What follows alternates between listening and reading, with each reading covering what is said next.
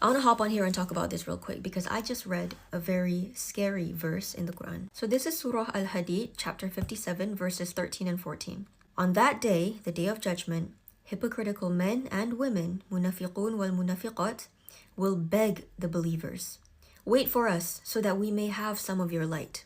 So the believers are going into Jannah, going towards the light, and the hypocrites are begging them to have some of their light. And then it will be said mockingly to the hypocrites, go back to the dunya and seek for light there. And then a separating wall with a gate will be erected between them, between the believers, the mu'minin wal mu'minat, and the hypocrites, munafiqun wal munafiqat. So on the near side of the gate, where the believers are, there will be grace. And on the far side of the gate, where the hypocrites are, there will be torment. Now verse 14, this is when it gets scarier. The tormented will cry out to those who were graced, to the believers. Were we not with you? And the believers will reply, saying, yes, you were. But you chose to be tempted by hypocrisy, and you eagerly waited our demise, and you doubted the truth, and you were deluded by false hope, all until Allah's decree of your death came to pass. So 4 things Allah subhanahu wa ta'ala says about hypocrites. Number 1, you tempted yourselves. Number 2, you awaited the believer's demise. You awaited the believer's destruction.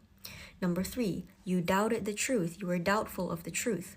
And number 4, you were deluded by false hopes. In his interpretation, in his tafsir, Ibn Kathir says that the last part is referring to hypocrites being deceived by the hopes that Allah subhanahu wa ta'ala will forgive their sins. They were deceived by wishful thinking. They were deceived by the hopes that Allah subhanahu wa ta'ala will forgive their sins. These are empty hopes for them. And this is so scary to me because we talk about Allah subhanahu wa ta'ala's forgiveness and mercy all the time. We quote Surah Az-Zumar, verse 53, all the time. Allah is Ghafurur Rahim. He is the most forgiving and the most merciful. But Allah is not just Ghafurur Rahim. He is not just all forgiving, all merciful. That's not all that He is. In Surah Al-Ma'idah, chapter 5, verse 98, Allah subhanahu wa ta'ala says, know that Allah is Shadidul Iqab, severe in punishment, and Ghafurur Rahim, and all forgiving and merciful. We don't talk about Allah subhanahu wa ta'ala being Shadidul Iqab as much as we talk about Him being Ghafurur Rahim. When in actuality, Allah subhanahu wa ta'ala says He is severe in punishment and He is all forgiving.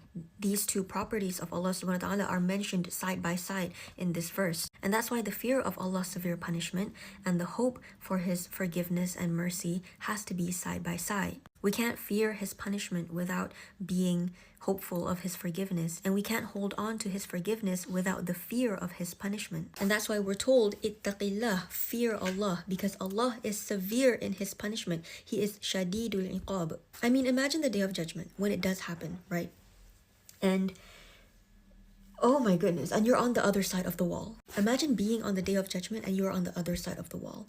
And imagine begging to the people of the light, the people of Jannah. Imagine begging them and asking them, weren't we with you? Were we with you back in the dunya? And they say, yeah, you were with us.